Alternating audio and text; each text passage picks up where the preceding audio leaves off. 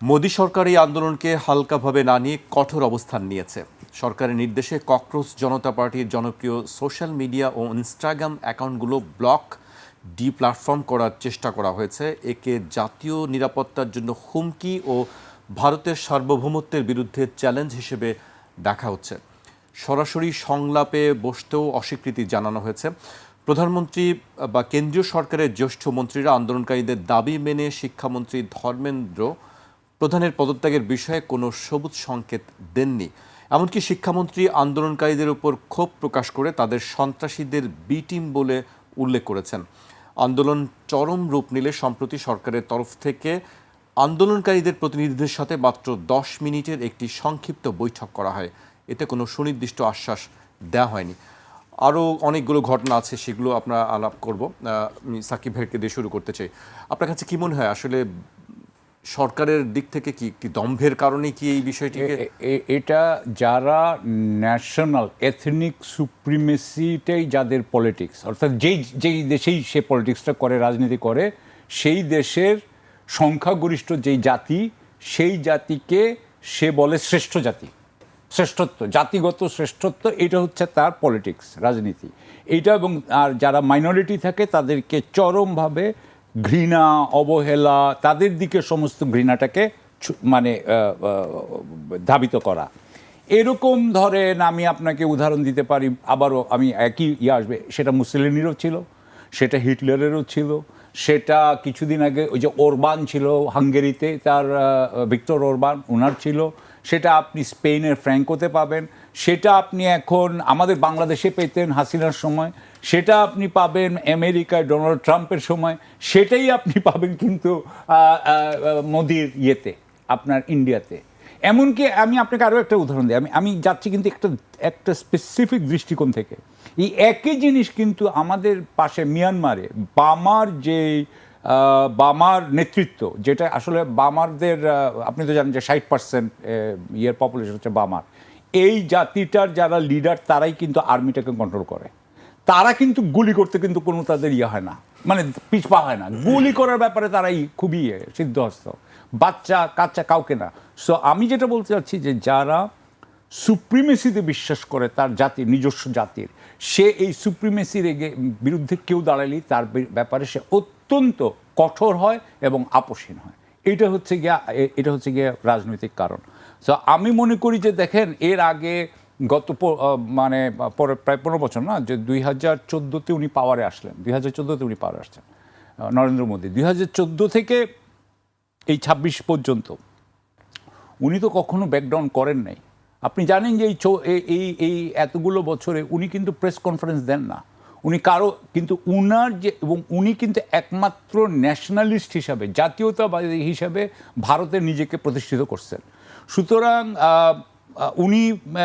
উনার বিরুদ্ধে তেমন কোনো রাজনৈতিক ইয়েও নাই, মানে আপনার অপোজিশনও নাই। কয়েকদিন আগে উনি বেঙ্গলও পেয়ে গেছেন, ইয়েও দাঁড়াতে পারছেন না। সুতরাং উনি হয়তো মনে করছেন যে উনাকে কেউ ফেলতে পারবে না। এবং এইখানে উনি হয়তো মনে করছেন যে উনার তো দেখানো দরকারই নেই, এবং না দেখালে উনার যারা আপনার পাওয়ার ব্লক, অর্থাৎ উনাকে যারা ভোট দেয়, যারা নিজেরাও হিন্দু শ্রেষ্ঠত্বে বিশ্বাস করে, সে বলবে যে হ্যাঁ, হিন্দু শ্রেষ্ঠত্বের বাহক আমাদের বীরত্ব দেখাচ্ছেন, এটাই তারা হয়তো পছন্দ করবে, সেই জন্যই হয়তো করছে। এখন আমি খালি বলতে চাই এখানে যে এটার মধ্যে আরও একটা জিনিস আছে, যে এটা বলেছিল কে, তেলাপোকা, এটা কথাটা শুরু হয়েছিল কে থেকে।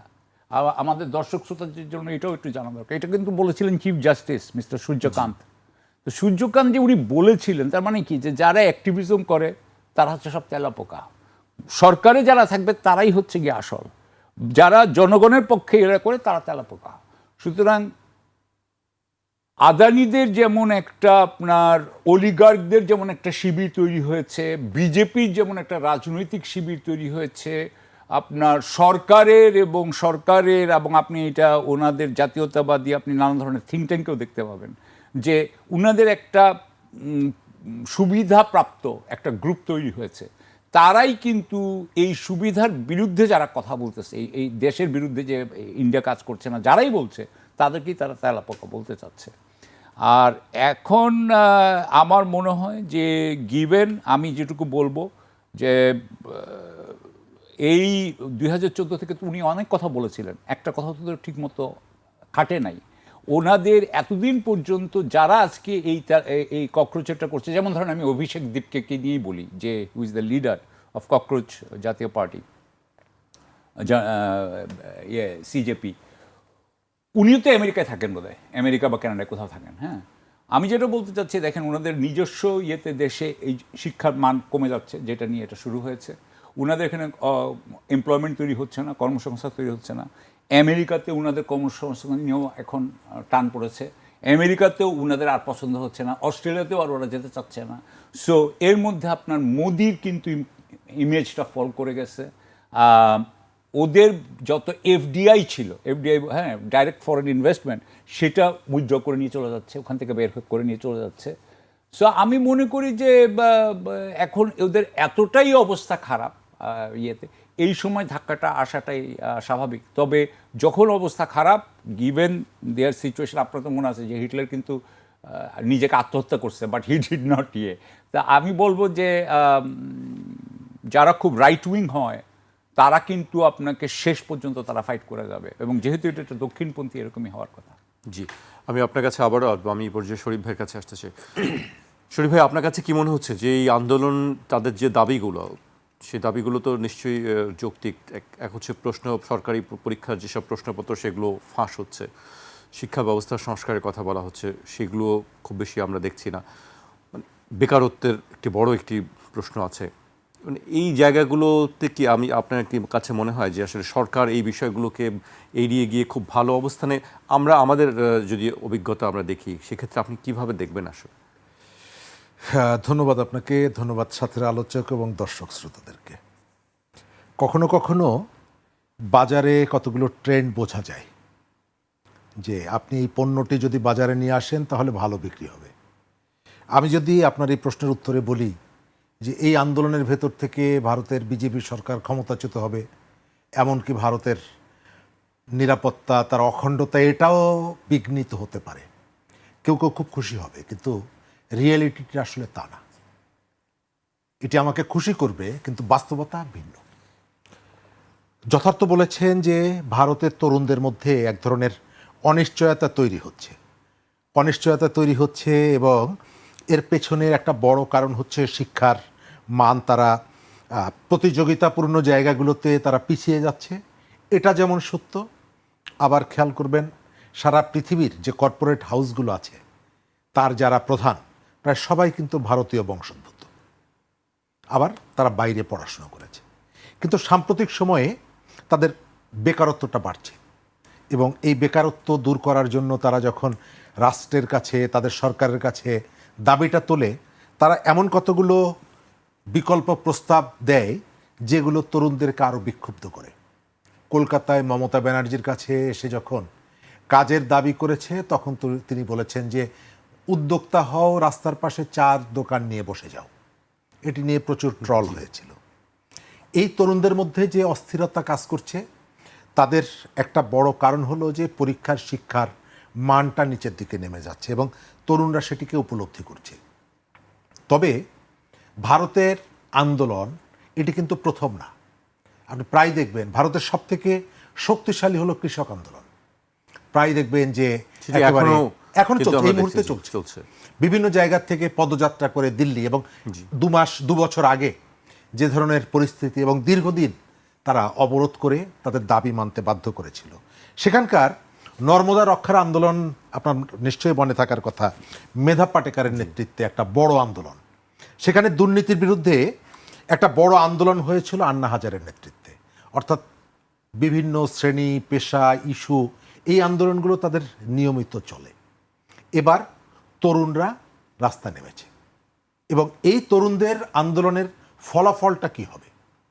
এই ফলাফলটা হয়তো একটা পর্যায়ে গিয়ে সরকারকে একটা নেগোসিয়েশনে আসতে হবে, তাদের সাথে আলোচনায় বসতে হবে, বা একটা সমাধান করতে হবে। কিন্তু তারা যদি সেটি না করে, তাহলে এই আন্দোলনটা কোন দিকে যাবে? সে কি আগ্রাসী হবে? এখন পর্যন্ত রাজনৈতিক দলগুলো, তাদের প্রতিক্রিয়াগুলো, আপনি ওই নতুন যে পার্টিটা দিল্লি কেন্দ্রিক, তাদের একটা সাপোর্ট আছে এবং অনেকে মনে করে যে এরা এই আন্দোলনটাকে সমর্থন করছে। আবার কংগ্রেসের রাহুল গান্ধীর যে বক্তব্য যদি দেখেন, তিনি অনেকটা ব্যালেন্স করছেন। কারণ আমাদের এখানে অনেকগুলো কথা আমরা যেভাবে বলতে পারি, আপনি ইউরোপের সোসাইটিতে, অন্যান্য সোসাইটিতে একেবারে লাগামহীনভাবে কথা বলতে পারেন না। আমাদের এখানে টেলিভিশনে, রাস্তায় দাঁড়িয়ে আমার স্বাধীনতা সম্পর্কে প্রশ্ন তোলা যায়, যেটা যৌক্তিক না অযৌক্তিক, কিন্তু পৃথিবীর অন্য কোথাও এই কথাগুলো বলার সাহস আপনি পাবেন না, সুযোগও পাবেন না। ভারতে তারা এই আন্দোলনটাকে তারা খুব কেয়ারফুলি দেখছে। আপনি বাইরের থেকে যতই মনে করি আমরা যে এটিকে তারা একেবারে স্বাভাবিক সাধারণভাবে দেখছে, নো, তারা প্রথমেই কৌশল নিয়েছে, শক্ত হও, চড়াও হও তাদের উপরে। গতকালকে চড়াও হয়েছে, কারণ তাদের মধ্যে একটা ভীতি আছে। সেই ভীতিটা কি?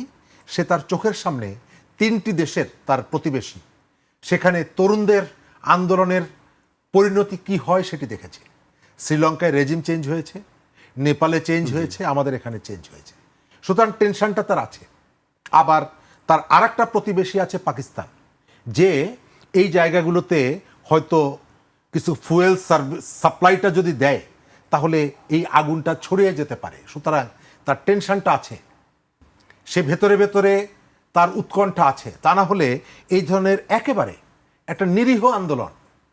আমাদের এখানে কয়েকদিন আগে একজন মন্ত্রী তরুণদেরকে ফার্মের মুরগি বললেন, আর সেখানে বিচারপতি তাদেরকে তেলাপোকা বলেছেন। কিন্তু আপনি এখানে শিক্ষার্থীদের যে দাবি দেওয়া ছিল সেগুলো মেনে নিয়ে একেবারে খুব দ্রুত সময়ের মধ্যে পার্লামেন্টে দাঁড়িয়ে মন্ত্রী বললেন যে আমি এটি বলে থাকলে সরি। কিন্তু তারা বলছে না কেন? তারা বলছে না এই কারণে, তারা একটা ভয় তাদের মধ্যে আছে। সেটা হলো যে এই জেনারেশনকে যদি আমি এই মুহূর্তে, তারা বুঝে ফেলে যে আমি ভয় পেয়েছি, আমি যদি তাদের কথাটা মেনে নেই তাহলে এই ধরনের প্রবণতাগুলো বাড়বে। আপনি খেয়াল করবেন যে সারা ভারতব্যাপী বিজেপির যে হিন্দুত্ববাদ, এটা প্রবলভাবে ছড়িয়ে পড়ছে সব জায়গায়। মাত্র 25 বছর সময় দিয়ে একটা পশ্চিমবঙ্গ সে দখলে নিয়ে গেছে। দীর্ঘ সময় তো লাগেনি। কিন্তু আপনি যদি তাদের ছাত্রদের যে শিক্ষা প্রতিষ্ঠানগুলো আছে তার নির্বাচন যদি দেখেন, বিজেপির ছাত্র সংগঠন কোথাও জায়গা পায় না। এখনো এই যে জওহরলাল জেএনইউ যেটা বিশ্ববিদ্যালয়, দিল্লি বিশ্ববিদ্যালয়, সেখানকার যে বড় প্রতিষ্ঠানগুলো আছে, প্রতিষ্ঠানগুলোতে বিজেপির যে ছাত্র সংগঠন, তারা সেখানে ছাত্রদের মধ্যে সেভাবে প্রভাব বিস্তার করতে পারছে না। নির্বাচন হলে, ফেয়ার নির্বাচন হলে তারা হেরে যাচ্ছে। জেএনইউ থেকে ম্যাক্সিমাম নির্বাচনই দেখবেন লেফট ওরিয়েন্টেড যারা, তারা পাশ করছে। তার অর্থ হলো তরুণদের মধ্যে এই যে উগ্রপন্থী ধর্মীয় কালচার বা ধর্মীয় রাজনীতি, তার বিপক্ষে তাদের একটা পজিশন আছে। সুতরাং সেই তরুণরা যেখান থেকে শুরু করেছে, এটাকে আমি শিক্ষা সংস্কার আন্দোলন বলবো। এটার সাথে তো আসলে রাষ্ট্র ক্ষমতার কোনো বিষয় নেই। শিক্ষা এটার ভেতর থেকে সেটি তাদের একটি দাবি আছে। ঠিক আছে, ধরেন যে কৃষকরা বিজয়ী হচ্ছে আন্দোলন করে, এবং লাস্ট যে কৃষক আন্দোলনটা হয়েছে, সেই আন্দোলনের সামনের থাকা একাধিক নেতা মহারাষ্ট্র এবং পাঞ্জাব থেকে লেফট নেতা, তারা সবাই এমপি হয়ে এসেছেন এবং তারা স্বীকার করেছেন যে কৃষক আন্দোলনের সাথে যুক্ত থাকার কারণে আমরা এই জায়গাটা, এই সুবিধাটা পেয়েছি, মানুষের কাছে আমরা গিয়েছি। কিন্তু এই জায়গাটায় তরুণরাও যদি এই ধরনের একটা নতুন সেক্টর ওপেন করে ফেলে, তাহলে রাজনীতির দল হিসাবে এটি ভারতের অখণ্ডতার জন্য খুব একটা, আমাদের কারো ধারণা যে এর ভিতর থেকে তার ওই রকমের কতগুলো পরিস্থিতি তৈরি হবে, নো, তা না। কারণ তাদের একটা কনফেডারেশন, অনেকগুলি রাজ্য একটা জায়গায় স্পার্ক করলে সব জায়গায় সমান স্পার্ক করবে না, এটি রিয়েলিটি। এবং সমান স্পার্ক যদি না করে, তাহলে আপনি ওই ধরনের ভাবনাও যদি থাকে, সেই ভাবনা আপনি এক্সিকিউট করতে পারবেন না, আপনি সরকারকে দুর্বল করতে পারবেন। আপনি যেখানে আন্দোলন করছেন সেটা দিল্লিতে আন্দোলন, আপনি এটি দিয়ে তো পাঞ্জাবকে ইনফ্লুয়েন্স করতে পারবেন না, যেটা এখানে সম্ভব। আপনি একটা জায়গায় শুরু করলেন, সব জায়গায় দ্রুত ছড়িয়ে পড়ল। দ্বিতীয়ত, তরুণদের এই যে আন্দোলনের যে স্রোত, এটা সারা ভারতে যে ছড়িয়ে পড়েছে তা কিন্তু না। এবং সেখানে কৃষক আন্দোলনটাও যখন হয় প্রত্যেকটা জায়গায় একরকমের হয় না, কিন্তু তারপরেও তাদের ভয়ের জায়গাটা হলো তার যে আশপাশের যে 3টা দেশে যে উথাল পাথাল হয়ে গেল ছাত্রদের উপরে ভর করে, সেই ধরনের কোনো পরিস্থিতির দিকে যাতে না যায় সেই কারণে শুরুতেই প্রথমত তারা ভাব দেখাচ্ছে এমনই যে আমরা এটাকে কেয়ার করছি না, দ্বিতীয়ত শক্ত আচরণ করছে। আপনি যদি কেয়ার না করেন তাহলে এত কঠোর হওয়া, আমি কোনো আলোচনায় বসবো না, আমি তোমাদেরকে কোনো দাম দিচ্ছি না, আমি তোমাকে পিটিয়ে থামিয়ে দিচ্ছি, এবং তাদের নিজস্ব লাঠিয়াল বাহিনী, এটা আমাদের থেকে ভারতের রাজনীতিতে আরও প্রকট রাজনৈতিক প্রভাব নিয়ে লাঠিয়াল বাহিনী গড়ে তোলা এবং লাঠিয়াল বাহিনীকে পরিচালনা করা, এটা বিজেপি করে, অন্যান্য দলগুলো করে, এবং এটা শুরু করে দিয়েছে।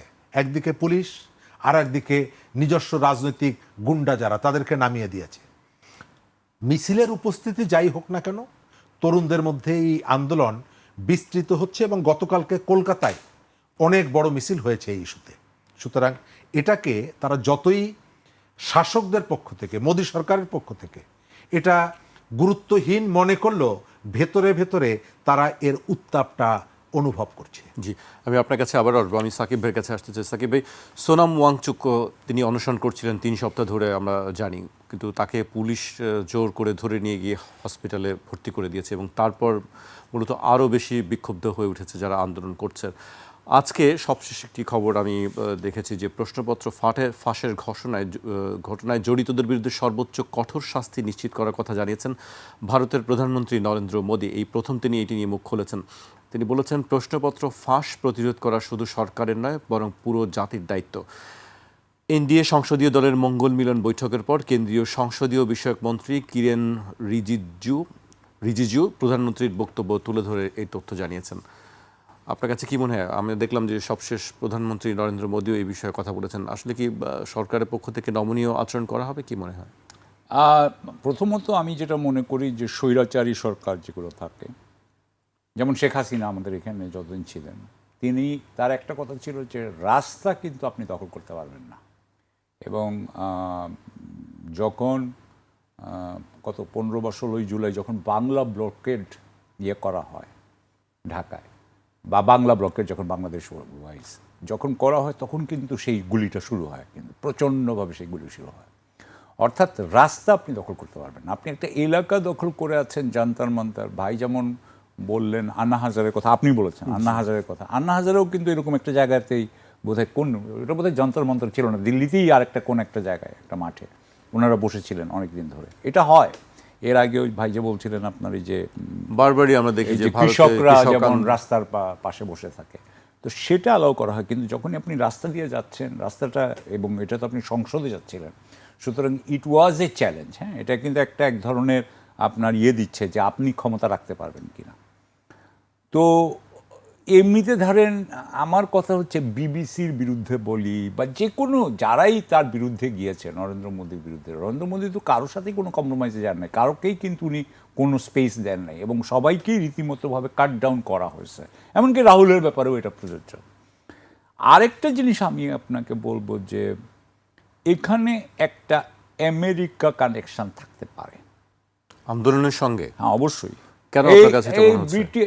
ইন্ডিয়ানরা তো সারাক্ষণ বলেছে যে ঢাকাতে যেটা হয়েছে সেটার মধ্যে আমেরিকানরা পয়সা দিয়েছিল, বলেনি যে বাংলাদেশে। তো আমি গতকালকে একটা পড়লাম আপনার যে আমেরিকা নাকি কালার রেভলিউশনে ব্রহ্মচালানি, তাদের সবচেয়ে বড় জাতীয় নিরাপত্তা বিশ্লেষক, রাইট উইং বা ন্যাশনালিস্ট, যিনি বললেন যে আমেরিকা ককরোচদের সহায়তা করছে আমেরিকা। কেন আসতেছি আমি ওখানে, বলছেন যে আমেরিকা হিন্দু ন্যাশনালিজমের পক্ষে থাকবে না, এমনকি ওয়েস্টার্ন ওয়ার্ল্ডও হিন্দু ন্যাশনালিজমকে তারা অ্যালাউ করবে না। এটা উনার কথা, আমি বলছি না, এটা উনার কথা। উনি বলছেন যে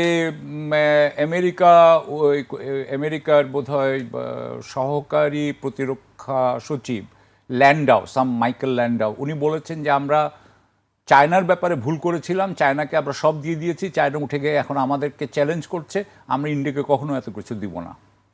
তারপরে আপনার ইন্ডিয়ার সাথে তাদের জেনারেল ইলেকট্রিকের একটা আপনার ওই হয়েছিল ইঞ্জিন দেওয়ার, সেই ইঞ্জিন তারা দিচ্ছে না। হ্যাঁ পড়ে আছে, ওর তেজাসের ফ্রেমগুলো, প্লেন ফ্রেমগুলো পড়ে আছে। সুতরাং তারা মনে করছে যে আমেরিকা তাদের সাথে রীতিমতো ভাবে অত্যন্ত খারাপ ব্যবহার করছে এবং বরং পাকিস্তানের সাথে তারা ক্লোজ। ওইখানে ব্রহ্মচালানি বলছেন যে যে আমেরিকা তো এই কালার রেভলিউশন করায়, যে কালার রেভলিউশন ইউক্রেন থেকে যেটা শুরু হয়েছে, এবং ওরা বলছিল যে আমাদের এখানেও এটা হয়েছে। আমার কথা হচ্ছে যে অভিষেক দ্বীপকে তো আমেরিকার থেকে আসছেন, সো এবং এর আগে সোনাম ওয়াংচুক তো লাদাখেও আপনার ইয়ে করেছেন। সোনাম ওয়াংচুক একজন অত্যন্ত ইন্টারন্যাশনালি রেপিউটেড ম্যান। সোনাম ওয়াংচুকের পক্ষে ইন্টারন্যাশনাল আপনার আন্তর্জাতিক শিবির বা আন্তর্জাতিক ডেভোস ক্রাউড বা যাই বলেন আপনি, তাদের যদি একটা আপনার পরোক্ষ অনুমোদন না থাকে বা পরোক্ষ এক ধরনের সমর্থন না থাকে, তাহলে তো এইভাবে না হলে তো মেরেই ফেলতো। কথার কথাই বলছি যে মোদী সরকার হয়তো বলতো মোদী সরকারের কোনো একটা পুলিশ যে ওনাকে মানে না কেন, একটা এসআইজি মেরেই ফেলতো। আমাদের এখানে ও গুজরাটে মানে নাই, মারছে, কিন্তু উনাকে মারতে পারবে না, এদেরকে কিছু করতে পারবে না। So what I am saying is yes that could be, why not. America কি এমনি বসে বসে থাকবে নাকি? আপনার কাছে আরেকটি বিষয়, আমি যেটি বলেন। ভারতের পররাষ্ট্র মন্ত্রণালয় থেকে আবারও বক্তব্য দিয়েছে, আমরা জানি যে শেখ হাসিনার প্রত্যাবর্তন বাংলাদেশের সরকারের পক্ষ থেকে হস্তান্তরে যে আর্জি জানানো হয়েছে, ভারতের পররাষ্ট্র মন্ত্রণালয়ের মুখপাত্র রণধীর জয়সওয়াল বলেছেন এই বিষয়ে ভারতের অবস্থানে কোনো পরিবর্তন হয়নি। এ বিষয়ে ভারতের হস্তান্তরের আবেদনটি আইনি ও বিচারক কাঠামোর আওতায় পরীক্ষা নিরীক্ষা করে দেখা হচ্ছে। এর আগে আমরা দেখলাম যে গতকালকেও সাবেক স্বরাষ্ট্রমন্ত্রী আসাদুজ্জামান খান কামালকে চেয়ে চিঠি দেওয়া হয়েছে। আপনার কাছে কি মনে হয় যে এই চিঠিগুলো তারা বলছে যে পরীক্ষা নিরীক্ষা করে দেখছি, কোনো আসলে কি সরি কি বিষয়টি? এটা হচ্ছে ডিপ্লোম্যাটিক ল্যাঙ্গুয়েজ, কূটনৈতিক ভাষা। যখন বলে পরীক্ষা নিরীক্ষা, আসলটা ফেলে রেখেছি, এখন সিদ্ধান্ত নেওয়ার সময় হয়নি। এটা পরীক্ষা নিরীক্ষা করতে একজন বড় উকিলের কতক্ষণ লাগে? এটা বেশিক্ষণ লাগে না। সুতরাং এটা পরীক্ষা নিরীক্ষাটা, এটার ব্যাপারটা যেটা হচ্ছে সেটা হচ্ছে যে শেখ হাসিনা তার তার যেই আপনার সমর্থকরা বাংলাদেশে আছেন, তার যে সহযোগীরা ভারতে আছেন, ভারত সরকারের ভিতরে তার যারা সমর্থক আছেন, ভারত সরকারের না খালি ভারতের এস্টাবলিশমেন্টে, কারণ ভারতের সব পার্টির এস্টাবলিশমেন্টে কংগ্রেস সবাই তার পক্ষে, তাদের সবাইকে আপনার একটু মনোবল দেওয়ার জন্য উনি এই কথাটা বলছে বলে আমি মনে করি। ডিসেম্বরে উনি আসবেন, উনি যদি আসেনি তো ওনার তো আগের থেকে এতগুলো জানার দরকার নেই। উনি আগে থেকেই বলছেন ডিসেম্বর আসবো, অর্থাৎ যাতে এখন থেকে জুলাই থেকে আপনার ডিসেম্বর পর্যন্ত বাংলাদেশের মানুষ যাতে ইয়ে হয় আপনার, বিশেষ করে উনার সমর্থকরা। এবং নানান ধরনের কথা আমি দেখলাম, এক জায়গায় লেখা আছে যে উনি 12.5 লক্ষ কর্মী নিয়ে আসবেন। উনাকে তখন কতজন লোক উনাকে মানে জেলে কয়টা লোক রাখার জায়গা আছে, এই ধরনের কথা। এগুলো আসলে কিছুই না। এগুলো আসলে আমরা খুব ভালো করে জানেন, শেখ হাসিনা জানেন যে 12.5 লক্ষ লোক নিয়ে আসলেও ওরা 12.5 লক্ষের অন্যকে ছেড়ে দিয়ে উনাকেই ধরবে। 12.5 লক্ষ আসাতে করে কিছু আসে যায় না। বিষয়টা হচ্ছে শেখ হাসিনাটা জানে, শেখ হাসিনা কখনোই উইদাউট সমঝোতা ছাড়া উনি বাংলাদেশে ঢুকবেন না। এটা আমি মনে করি, কারণ আমি উনার চারিত্রিক যে আমার বিশ্লেষণ, আমার নিজস্ব যে বিশ্লেষণ, আমি সেটাতে মনে করি উনি আসবেন না। কিন্তু ওই যে বললাম যে এই রাজনৈতিক এই যে সমস্ত মানুষ আছে তারা কিন্তু অনেকটা ইয়ে হয়ে যাচ্ছে, আপনার হতাশ হয়ে যাচ্ছে। আমি যেমন ধরেন যে আপনিও দেখতে পাবেন ভারতের যারা দক্ষিণপন্থী যে সমস্ত সামাজিক মাধ্যম যারা বলছিল যে হাসিনা চলে যাচ্ছে, আসতেছে, হাসিনা উইন ওভার, তারাও কিন্তু হতাশ হয়ে যাচ্ছে।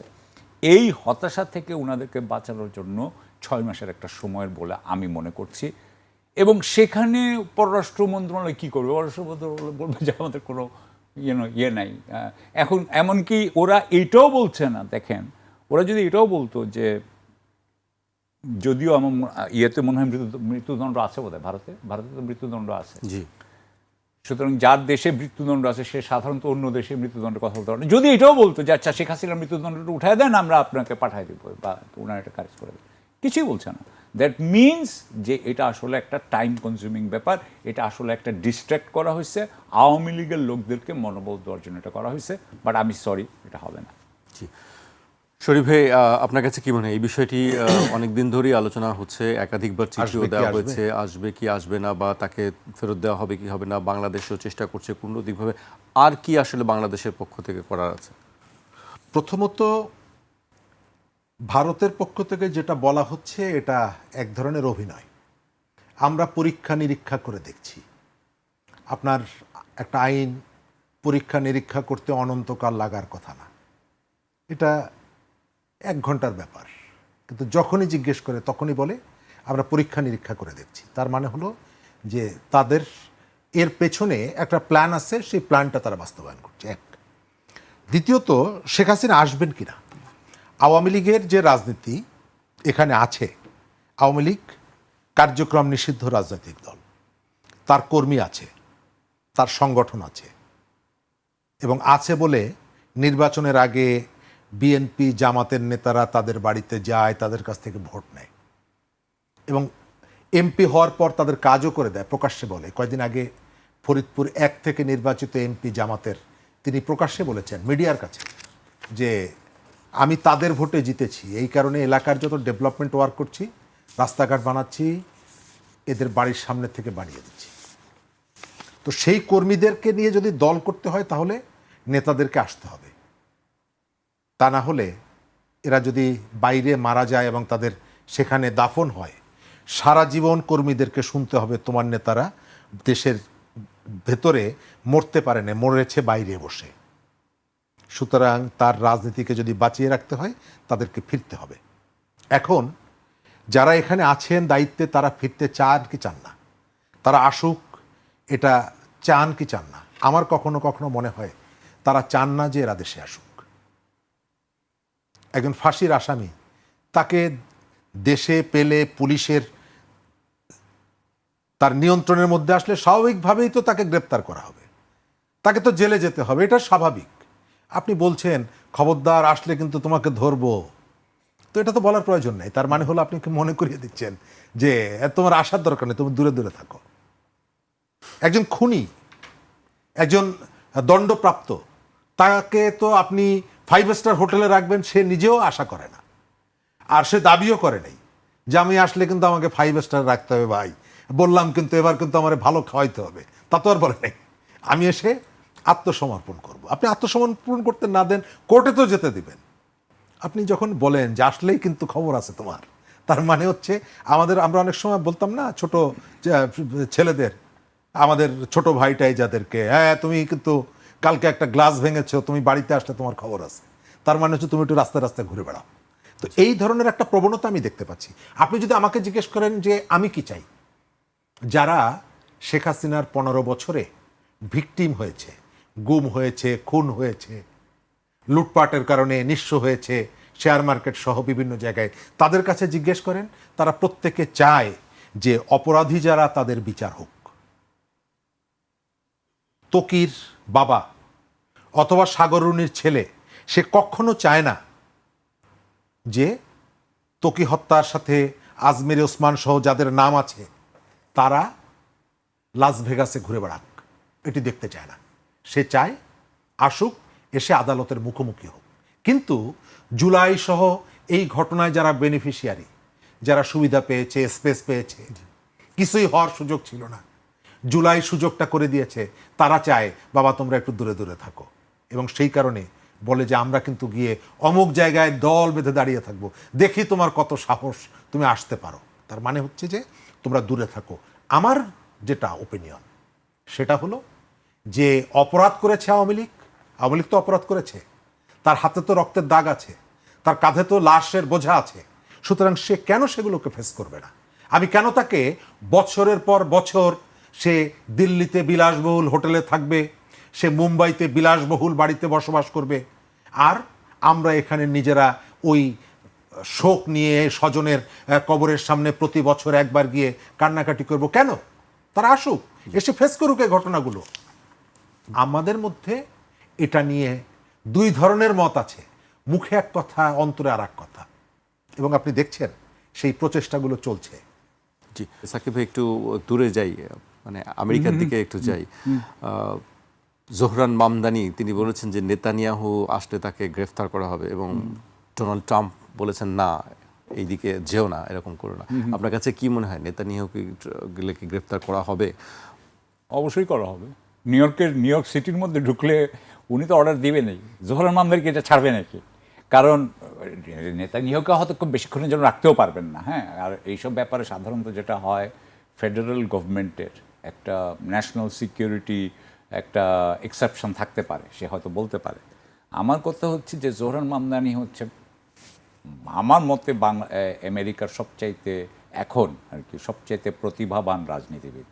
উনি এই রাজনীতিতে উনার যারা সাপোর্টার, উনার যারা সমর্থক, তারা সব নেতানিয়াহুর বিপক্ষে। সুতরাং নেতানিয়াহুকে একবার যদি উনি ধরতে পারেন, তাহলে মানে আগামী 10 বছর 15 বছর উনাকে কেউ হারাইতে পারবে না নিউ ইয়র্কের মেয়র হিসাবে। তো উনি এটা করবেন না কেন? উনি ডেফিনেটলি করবেন। অথবা উনি তো উনি করলে উনি অনেকগুলো পুলিশ পাঠাই দিবেন, উনি একটা ব্যবস্থা করবেনই। আর হ্যাঁ, ট্রাম্প বলেন বা অলিগার্ক যারা আছে, বড় বড় বিলিয়নিয়ার যারা আছে, হ্যাঁ, বিশাল বিলিয়নিয়ার, সেক্ষেত্রে ট্রাম্পের কথা কি তারা কি শুনবেন? কি মনে হয়, ট্রাম্পের কথা কি তারা কি শুনবেন? কারা? জোহরান মামদানি অবশ্যই শুনবে না। কেন শুনবে? কারণ জোরান বলবে পারলে তুমি করো গা, তুমি আমাকে ঠেকাও। ও তো এইটাকে চাইবে, কারণ ট্রাম্পকে সে যদি এক ধরনের কথার কথা একটা বিব্রতকর অবস্থায় ফেলতে পারে, এবং সে যদি সত্যি সত্যি নেতানিয়াহুকে ঢুকাইতে পারে, তাহলে তো সে বাম যে পক্ষ, মানে আমেরিকার ডেমোক্রেটিক যে পার্ট, তাদের সে হিরো হয়ে যাবে। সুতরাং সে অবশ্যই করবে এটা, কেন করবে না? সে করবে, কারণ এটা তার পলিটিক্যাল ইন্টারেস্ট। জোহরানের পলিটিক্যাল, এবং আরেকটা কথা হচ্ছে যে জোহরান কয়েকদিন আগে, এটা বোধ হয় আমি আপনাকে বলতেছি 2 সপ্তাহ আগের কথা, 2 সপ্তাহ আগে কিন্তু তার সমস্ত এই যে মেম্বাররা, তার ডিএস এর মেম্বাররা অনেকেই কিন্তু জিতে গেছে। এই যে 2 সপ্তাহ না, আরও কয়েকদিন আগে, বোধহয় 1 মাসের কথা বলছি।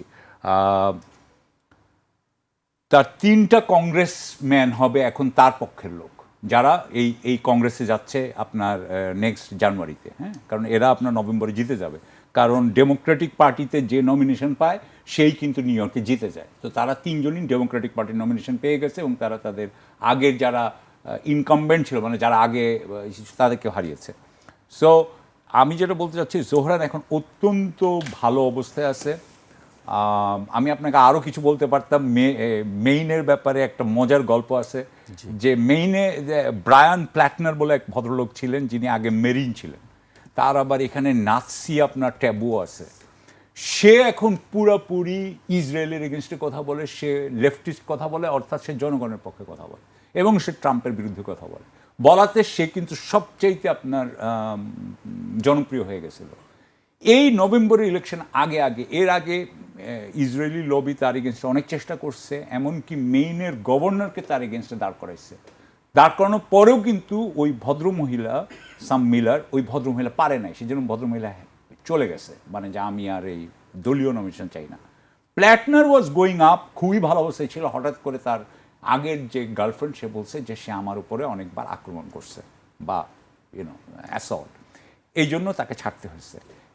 সে ছাড়ছে, আরেকজন লোক কোত্থেকে উঠে আসছে। আবার আপনি যেটা মেইনের, সেই লোকটাও এরকম প্ল্যাটনারের মতো, সেও অ্যান্টি ইসরায়েল, সেও প্রো এবং সে এখন উপরে উঠে আসতেছে। মানে আমি যেটা বলতে চাচ্ছি যে আমেরিকাতে কিছু মেইনে হওয়া মানে এটা অত্যন্ত ব্যাপার, খুবই আশ্চর্যজনক ব্যাপার, যে এক ধরনের সরকার বিরোধিতার থেকে এবং জনগণের কিন্তু এক ধরনের বিদ্রোহ করার যে আসতেছে, আপনার একটা রাজনীতি, এটা কিন্তু খুব জোরালো হয়ে যাচ্ছে। আপনার কাছে কি মনে হয়, সামনে যে নির্বাচন আসছে আমেরিকাতে, আমরা জানি যে সেখানে কি ডেমোক্রেট না বা ডেমোক্রেটরা কংগ্রেস জিতবে, হাউস জিতবে, আপনার লোয়ার হাউসটা জিতবে, আপার হাউস হয়তো জিতবে না, কিন্তু তাদের কমে যাবে। এখন তো বোধহয় 4টা বেশি আছে রিপাবলিকান সিনেটর, তখন হয়তো একজন বেশি থাকবে। কিন্তু আমার মনে হয়, কারণ ডেমোক্রেটিক পার্টিরও প্রবলেম আছে, তো ডেমোক্রেটিক পার্টি তো প্রো ইসরায়েল,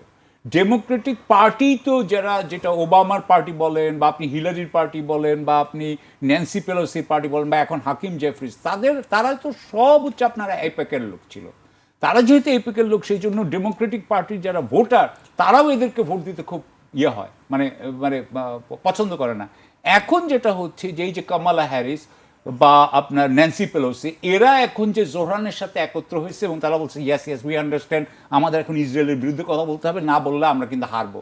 সুতরাং এখন ডেমোক্রেটিক পার্টি কতটুকু তার জনগণের সাইডে আসতে পারে, এটা নির্ভর করে। আরও একটা কথা বলে শেষ করতে, আমি মনে করি ডেমোক্রেটিক পার্টি জিতবে। এখানে একটা কথা বলে আমি শেষ করতে চাই, সেটা হচ্ছে এখন থেকে নভেম্বরের মধ্যে যে কোনো সময় কিন্তু স্টক মার্কেট ক্র্যাশ করতে পারে, any time stock market is right for a crash.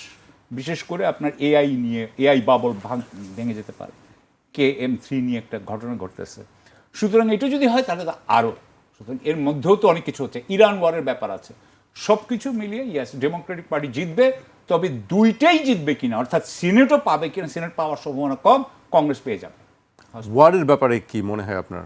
War, Iran ওয়ারের ব্যাপারে তো আমি যেটুকু দেখি যে ওয়ারের ব্যাপারে এখন ওয়ার তো অবস্থা চলছে। আরো খারাপ, আমেরিকার অবস্থা এখন আরো খারাপ। কারণ হলো 28শে ফেব্রুয়ারি যখন শুরু করছিল তখন তাদের কাছে যত স্ট্র্যাটেজিক রিজার্ভে তেল ছিল এখন আর সেটা নাই।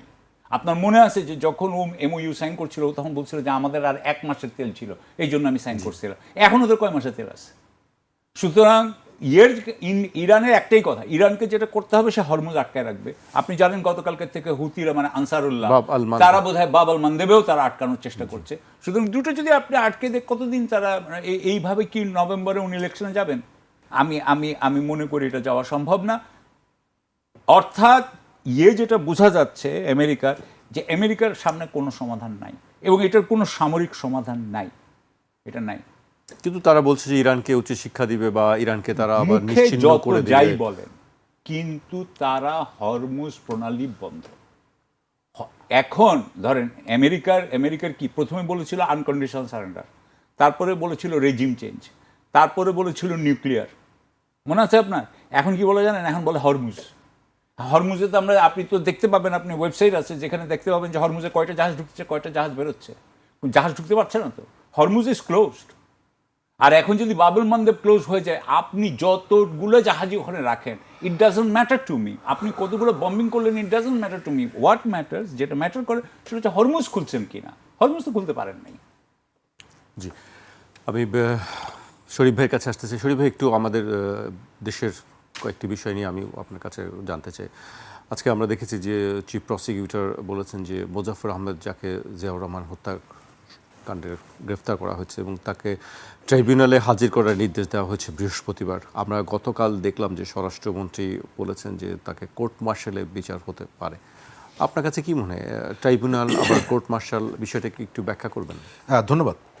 প্রথমত আমি এটি অবজার্ভ করছি কয়েকদিন ধরে, এই সম্পর্কে তথ্য যেগুলো আসছে তার মধ্যে কিছু বিভ্রান্তিকর তথ্য আছে, আবার তথ্যের ঘাটতিও আছে।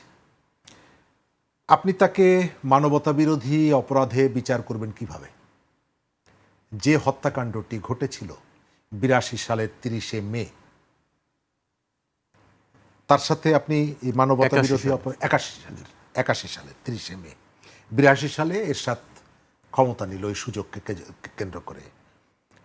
আপনি এর সাথে মানবাধিকার আইন এর সাথে মেলাবেন কিভাবে? জিয়াউর রহমানকে হত্যা করেছিল সেনা বাহিনীর একটি অংশ, তারপরে দুটো মামলা এবং একটা মামলার বিচার হয়েছিল, সেটা হলো যে সেনাবাহিনীর চেন অফ কমান্ড ব্রেক করার জন্য কয়েকজন সেনা কর্মকর্তার ফাঁসি হয়েছিল, আর অন্যান্য আরও কয়েকজনকে লঘুদণ্ড, অন্যান্য কারাদণ্ড দেওয়া হয়েছে। সবাই ধরা পড়েনি, কেউ কেউ পালিয়েছিল, তার মধ্যে মোজাফফর একজন। আপনি সেটাকে এখন ট্রান্সফার করে চাইলেই তো এই আন্তর্জাতিক অপরাধ ট্রাইব্যুনালে আনতে পারবেন না, কারণ তারা অপরাধটা করেছে এবং তার বিচারটা হয়েছে সামরিক আদালতে, সামরিক আইনে। সুতরাং সেটিকে আপনি কিভাবে এই ধরনের একটা জায়গায় এটি কিভাবে চিফ প্রসিকিউটর বলেন, আমি এটা জানি না। এক, দ্বিতীয়ত, প্রশ্ন হয়তো এখন কেউ ভয়ে তোলে না, কারণ আগে যেমন সব আওয়ামী লীগ হয়ে গিয়েছিল, শেখ হাসিনা ইয়েস ইয়েস, এখন সব বিএনপি হয়ে গেছে। কেউ প্রশ্ন তোলে না যে আপনি যে এত কথাগুলো বলছেন, যে জিয়াউর রহমান আমাদের দেশের একজন সাবেক প্রেসিডেন্ট, তার আরও অনেকগুলো ডেজিগনেশন ছিল, আমরা সবাই জানি, অনেকগুলো দায়িত্ব ছিল। তার হত্যা হলো, হত্যার বিচারটা হলো না কেন? জিয়াউর রহমানের হত্যাকাণ্ডের পরে ক্ষমতায় তো বিএনপি বসলো, অন্য কোনো দল তো বসেনি। 75 সালে 15ই আগস্টের পরে আওয়ামী লীগের প্রতিপক্ষ ক্ষমতায় বসেছে, কিন্তু জিয়াউর রহমানের হত্যাকাণ্ডের পরে এখানে তো তার রাজনৈতিক প্রতিপক্ষ ক্ষমতায় বসেনি, বিএনপি বসেছে। তাহলে কেন জিয়াউর রহমান হত্যার বিচার হলো না? যে দুটো মামলা হয়েছিল, বললাম যে একটা হলো ওই যে সামরিক ট্রাইব্যুনালে বিচার হয়েছে, আরেকটা জিয়াউর রহমান হত্যাকাণ্ড নিয়ে মামলা হয়েছিল, এবং বিএনপি যখন শেষ টার্মের ক্ষমতায় 2001-এ আসার পর পুলিশ তার ফাইনাল রিপোর্ট দিয়েছিল। ফাইনাল রিপোর্ট মানে কি? যেটাকে আর টেনে নেওয়া যাবে না, এটাকে আর অগ্রসর করা যাচ্ছে না, এখানেই ক্লোজ করো, শেষ করে দাও। সেই মামলা ফাইনাল রিপোর্ট নিয়ে তো কেউ আপত্তি করেনি। আলতাফ হোসেন চৌধুরী তখন স্বরাষ্ট্রমন্ত্রী, বিএনপির পক্ষ থেকে কোনো আপত্তি আসেনি। এক। দ্বিতীয়ত হচ্ছে, হত্যাকাণ্ডের পরে যে ধরনের একটা রাজনৈতিক দলের প্রধান তিনি, তার সহকর্মীরা ছিল, তার একটা পাশের রুমে চট্টগ্রাম সার্কিট হাউসে তার দলের মহাসচিব ছিলেন, আরও অনেক সিনিয়র নেতারা ছিলেন। কিন্তু এই যে ঘাতকরা কেবল এসে একজন মানুষের বুকে অসংখ্য বুলেট চার্জ করলো, বাকি কোনো দরজায় টোকা দিল না, আঘাত করলো না, কারো ঘুম ভাঙলো না। রাজনৈতিক দল হিসাবে যে কোনো দল, পৃথিবীর যে কোনো রাজনৈতিক দল এর অনুসন্ধান করার চেষ্টা করত। এখানে কোনো অনুসন্ধান হয়নি। জিয়াউর রহমানের যে দল, তারা এর অনুসন্ধানটা করতে যায়নি, বরং যারা সেখানে উপস্থিত ছিলেন এবং এই ঘটনাগুলো যারা প্রত্যক্ষ করেছেন তাদের কাছে জানতে চেয়েছে কিনা আমরা জানি না, কিন্তু তারা বাংলাদেশের সর্বোচ্চ প্রেসিডেন্ট পর্যন্ত হয়েছে। বদরুদ্দোজা চৌধুরী সাহেব প্রেসিডেন্ট হয়েছিল না? আমি রিয়েল উদার রাজনৈতিক দল বলতে বিএনপিকে আসলে উদার রাজনৈতিক দল বলি। এই ঘটনা অন্য কোনো রাজনৈতিক দলের ক্ষেত্রে যদি ঘটতো, তিনি শুধুমাত্র দেশের প্রেসিডেন্ট না, তিনি দলটির প্রধান ছিলেন, আপনি অনুসন্ধান করবেন না যে এই ঘটনার সাথে আমার কার কার সংযোগটা আছে? আজকে আমরা বলছি যে খুনিরা ভারতে আশ্রয় নিয়েছিল, তো এই অনুসন্ধানগুলো তো হয়নি। আজকে আপনি আসাদুজ্জামান কামালকে ফেরত পাওয়ার জন্য আপনি চিঠি দিচ্ছেন, যোগাযোগ করছেন, তো এই যে খুনি যাকে ধরলেন কয়েকদিন আগে, তো সে কোথায় আছে এই খোঁজটা তো নেন নাই। ক্ষমতায় ছিলেন অনেক দিন, একাধিকবার ক্ষমতায় এসেছেন, কিন্তু এই খোঁজটা তো নেন নাই। আমার এই কথার সারাংশ যেটা, যে আমাদের এখানে শেখ মুজিবের ছবি নিয়ে রাজনীতি হয়, জিয়াউর রহমানের ছবি নিয়েও রাজনীতি হয়।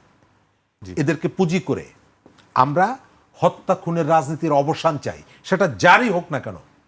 বাংলাদেশের একজন সাবেক প্রেসিডেন্ট, তারকে একদল বিপদগামী, সেটা যেই হোক না কেন, হত্যা করবে, তার কোনো বিচার হবে না, এটা কোনোভাবে কাঙ্ক্ষিত না। এবং এই তথ্যগুলোকে এখন একটা দীর্ঘ বিরতির কারণে একরকমের নানা রকমের রং টং লাগিয়ে একটা শ্রেণী এটিকে বাজারে নিয়ে এসে এক ধরনের বিভ্রান্তিও তৈরি করছে। তাদের উচিত সত্যটা জানা। জি, অবশ্যই। শেষ পর্যায়ে চলে এসেছি। আমি আরেকটি বিষয় আমি আপনার কাছে জানতে চাইবো, যে আপনি নিশ্চয়ই দেখেছেন সেই ভিডিওগুলি। আজকে একটি ভাইরাল ভিডিও আমরা দেখেছি, কালকে থেকেই জামায়াতের একজন নেতার সম্পর্কেও সেই ভিডিও উঠেছে, এবং তিনি দুপুর 12টা 1 মিনিটে একটি ফেসবুকে স্ট্যাটাস দিয়ে এটির ব্যাখ্যাও তিনি দিয়েছেন। আপনার কাছে কি মনে হয় আসলে ঘটনাটি? আমার কাছে এগুলো মনে হয় খুব কুরুচিপূর্ণ। আপনি একটা ধর্মীয় রাজনৈতিক দল, কয়েকদিন পর পর আপনার একজন নেতা, এবং ছোট থেকে আস্তে আস্তে বড়, যার বিরুদ্ধে অভিযোগটা উঠেছে, প্রথম দিকে বলেছেন এআই দিয়ে তৈরি করা, তার নিজের জেলার নেতারা বলেছে এটি এক ধরনের ষড়যন্ত্র, তার কিছুক্ষণ পরে আপনি বলছেন যে আমি পারিবারিকভাবে বিয়ে করেছি, এবং এর কিছুক্ষণ পর আবার দেখা যাচ্ছে যে যার কথা বলছেন আপনি 4 মাস আগে নির্বাচন করলেন, হলফনামায় তার স্ত্রী হিসাবে তার নাম লেখেননি, এখন এসে বলছেন নাম লিখেছি, তিনি আমার বউ। তার একটু পরে দেখা যাচ্ছে মাত্র 15 বছর বয়সের একজন কিশোরী, আপনি এমপি মানুষ, তাকে এই রকমের একজন মুরব্বী মানুষ কিভাবে তাকে এই বাল্যবিবাহের ঘটনা ঘটান? অর্থাৎ একটা ভুল যদি আপনি করেন, অপরাধ যদি করেন, এটিকে ঢাকার জন্য আপনাকে অসংখ্য মিথ্যা কথা বলতে হয়। এই যে পুরনো যে কথাটা, এটি প্রমাণিত হচ্ছে। আমরা এই ধরনের রাজনীতি, এই ধরনের আচরণ, ধর্মের আবরণে এই যে কি বলে বদমাইশিগুলো, এগুলো বন্ধ করার জন্য তাদেরকে অনুরোধ করব। এবং যিনি জাতীয় সংসদের একজন সদস্য, তার যে কাজ, এটি জাতীয় সংসদের একজন এমপির সঙ্গে যায় না। আমি চাই জামাত যদি স্বচ্ছ রাজনীতি করতে চায়, এর ভেতর থেকে তার যে ইমেজটা নষ্ট হয়েছে এবং তার বিরুদ্ধে যে নানা রকমের যে অভিযোগগুলো আছে, সেগুলো তো আস্তে আস্তে আসছে। বিভিন্ন জায়গায় চাঁদাবাজি থেকে শুরু করে নানা ধরনের অপরাধের সাথে যুক্ত। তাদের যে সততার মুখোশ, মানে সৎ চরিত্রের মুখোশ এগুলো খুলে যাচ্ছে। সর্বশেষ নজরুল ইসলাম, তাকে নিয়ে এটি তারা এক সময়ে নানাভাবে গর্ব করত যে আমাদের একজন মুক্তিযোদ্ধা আছে। তো মুক্তিযোদ্ধা জায়গা পরিবর্তন করলে কখনো কখনো তার যে স্খলন ঘটেছে তাকে বহিষ্কার করা উচিত, পার্লামেন্ট থেকে তাকে বের করে দেওয়া উচিত। জি, শেষ করব। সাকিব ভাই, এই বিষয়ে আসলে আপনার মন্তব্য কি? রাজনীতিবিদদের বিরুদ্ধে এই ধরনের অভিযোগ বলেন বা যে সব ঘটনাগুলো আমরা দেখি, সেগুলি আসলে কতটা সামনের জন্য ভালো কোনো কিছু? আসলে তো আমি মনে করি যে আমাদের পুরো পৃথিবীটাই এখন মেটেরিয়ালিস্ট ইয়ের মধ্যে পড়ে গেছে, স্পিরিচুয়ালিটি তো কিছু নাই। আমাদের যে মরালিটি ছিল সেই মরালিটিটাও নাই। আপনি এখন এই যে ইরান আর যুদ্ধ নিয়ে আমরা একটু আগে কথা বলছিলাম, ওটাকে তো বলা হয় আমেরিকা চালায় হচ্ছে এপস্টিন ক্লাস। এপস্টিন কে কী করেছে আপনি কিছুটা জানেন। সুতরাং আপনি যদি বলছেন যে ধর্মীয় ব্যক্তিদেরকে এরকম মহিলাদের সাথে দেখা গেছে, তো যারা ধর্মীয় ব্যক্তি না তারা কি তার মানে করতে পারে? তারাও তো করতে পারে না, কেউই করতে পারে না, তাই না? অবশ্যই এটা কেউই করতে পারা উচিত না। তবে আমার মনে হয় যে আমি আমার দেশের বলতে পারি, আপনার আইন প্রণেতা বা সর্বোচ্চ জায়গায় যারা থাকেন তাদের তো একটি আদর্শ নির্ধারণ করার যায় বিষয় আছে। আপনার কি মনে আছে যে গত বেনাজির আহমেদ আর আমাদের দেশের চলচ্চিত্র অভিনেত্রীদের মধ্যে কি হইতো? সেটি আমরা নাম না বলতে পারি যে কাদের সঙ্গে আছে। হ্যাঁ, আছে তো, ছিলেন তো, উনি এখন আর নাই দেশে, কিন্তু উনি তো এখন ইয়েতে। মানে আমি যেটা বলতে চাচ্ছি যে এটা এখন মানে পুরো বাংলাদেশে ছড়িয়ে গেছে, পৃথিবীতে সব জায়গায় ছড়িয়ে গেছে। সেখানে মেয়েদেরকে অবজেক্টিফিকেশন করা হচ্ছে, সেক্সুয়ালাইজেশন তো আছেই, অবজেক্টিফিকেশন করা হচ্ছে, এমনকি পুরুষদেরও অবজেক্টিফিকেশন করা হচ্ছে। সো আমরা অ্যাকচুয়ালি স্পিরিচুয়ালি মরালি আমরা একদম লোয়েস্ট অবস্থায় পড়ে আছি এখন। এই অবস্থায় আমি আশা করব যে যারা আমাদের লিডার্স তারা কিন্তু কোনো অভিনয় করবেন না।